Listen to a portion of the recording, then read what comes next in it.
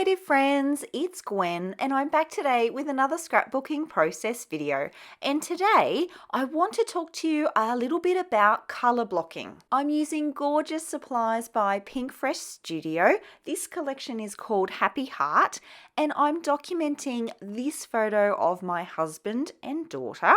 And yes, I do have a plan. I was super inspired by the background pattern paper that I'm using. It has these stripes of colours that go along one side, and I definitely want to colour block for this layout. So colour blocking is where you group blocks of colour together. So instead of the usual way of sort of making sure that your colour is more balanced across the page, in colour blocking, what you want to do is group your colours together. I find this technique works really well when you have a pattern paper like this one because you already have a guide, you have a way to know where to put your colour blocks. So I'm going to match my colours exactly as you see there in that background pattern paper, starting with the blue on the left and then finishing with the orange on the right. Before I get working too far ahead on my embellishments, I am going to place my photo,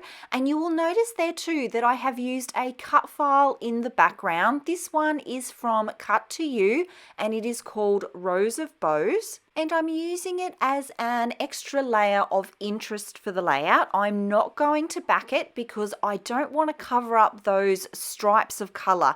They're really going to be the anchor point and the main inspiration for the layout. So I'm going to leave the cut file lovely and open. It's super cute one, this one. And I do love the extra little detail that it adds to the layout. Onto the design of the layout, and this one is going to be quite bottom heavy. I'm going to place all of my embellishments along that section where the color blocking is. And you know what? That helps me make decisions because I know for each section I'm looking for elements that are in the matching color. I did want to begin by placing the title. This collection has a pack full of different title options. So I did go through that one and I found this one which was perfect because it's a lovely title, Gorgeous You. But in the word you, the Y begins in blue and then the O and the U transitions to green. And it actually coordinates with the stripes that are underneath it there perfectly. This is what I love so much about this technique.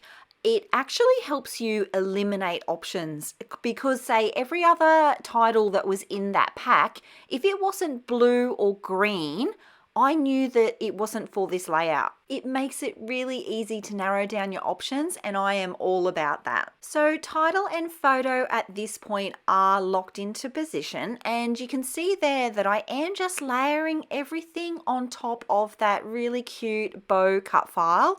I'm all about them bows. I love the little detail that it's adding here.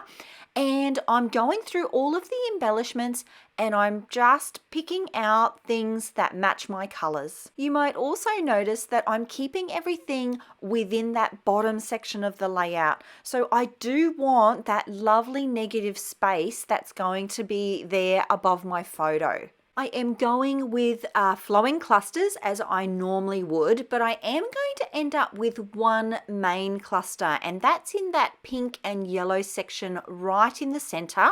I kind of feel like it needs something a little substantial to balance out the weight of the photo. I don't want the photo to be the only large thing on the layout. Things are getting serious because I'm gluing stuff down. I'm using a combination of my Nuvo Deluxe adhesive as well as some 3D foam just to add dimension to a couple of the bits and pieces. And to help give the layout a consistent feel, I am going to repeat elements across the page.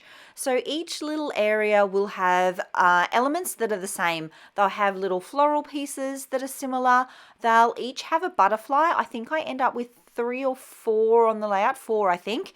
And they'll all end up with a cute little sentiment and some enamel dots. This is a really easy trick that you can do to help your layout feel really put together. I am creating this page whilst I'm on Scrapbook Retreat. That's why the camera looks a little bit different to usual. And I did have an idea at this point to add some stitching. I wanted to add a little bit of machine stitching along the lines that are on that printed background. And that's a problem because I've added a bunch of stuff on top of it.